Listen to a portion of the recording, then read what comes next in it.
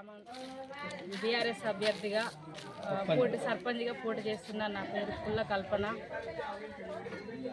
మీ అమూల్యమైన ఓటు ఉంగరం గుర్తుకు ఓటు వేసి నన్ను భారీ మెజార్టీతో గెలిపించాలని కోరుకుంటున్నాను.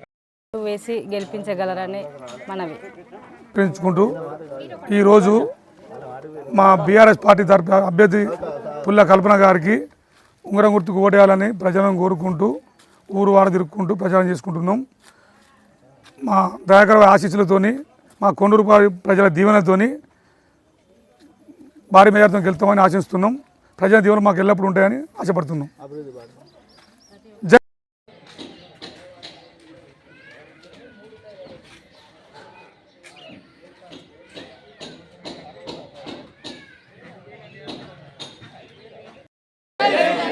జై దయాకర్, జై కేసీఆర్, జై సినన్న.